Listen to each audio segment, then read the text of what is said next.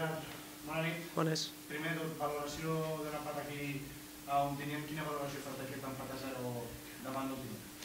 Bueno, pues un partit que la veritat que era, ja ho sabíem, que seria prou difícil, no? Que seria molt difícil. Han vingut bastant condicionats, ha sigut una setmana curta, però bueno, hem tingut el procés de recuperació del Pau, el tema del Juanto, bueno, una setmana que no ha estat fàcil, hem arribat una mica justets, i no ha començat bé el partit, perquè del no-re un penal en contra que et para el Pau, bueno, tot i així ho hem passat, i la llàstima, no? Que ens ha faltat una mica més ofensivament per a poder guanyar el partit, però tot i així crec que hem estat prou sòlids, les accions que ells han tingut de perill el Pau les ha resolt bé, i per tant ens en portem un punt que jo crec que és el que ens hem guanyat.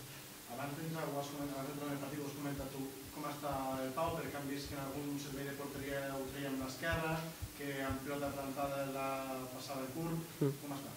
Bueno, el Pau està en el procés de recuperació de la lesió que es va fer el dia de l'Atlètic a Balears, i al final el que havíem de decidir és si podia parar. Sota pals estava en perfectes condicions per a parar, i per tant, com que és un dels millors porters, hem decidit que jugués, però això ens limitava a l'hora de sortir amb la pilota, perquè només podíem treure en curt, i si era en volea tenia que ser amb l'esquerra, però hem decidit que era millor tindre un Pau al 100% a la porteria i limitar la sortida de bola. Ens ha condicionat això després a poder atacar, però bueno, crec que tindre el Pau sota pals és molt. A més a més, què ha faltat perquè el Lleida pogués dominar la possessió de la pilota avui a Clariano?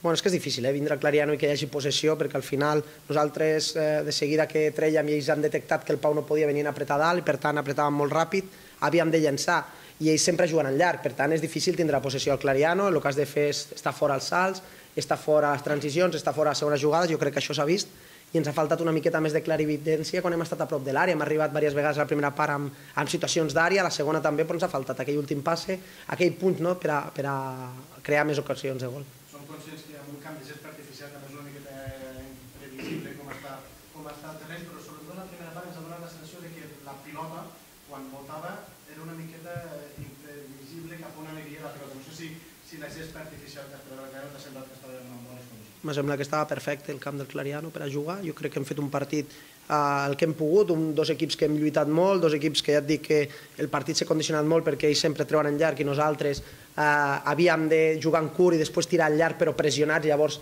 és més difícil de poder jugar, i hem perdut també la volea llarga del Pau, que és una volea molt llarga que dificulta els refusos dels centrals de l'equip rival. Moltes vegades a partir d'aquesta segona jugada al camp rival nosaltres a prop de l'àrea fem molt de mal, però no hem tingut aquesta opció avui, i al final jo crec que el camp del Clariano ha estat bé com està sempre.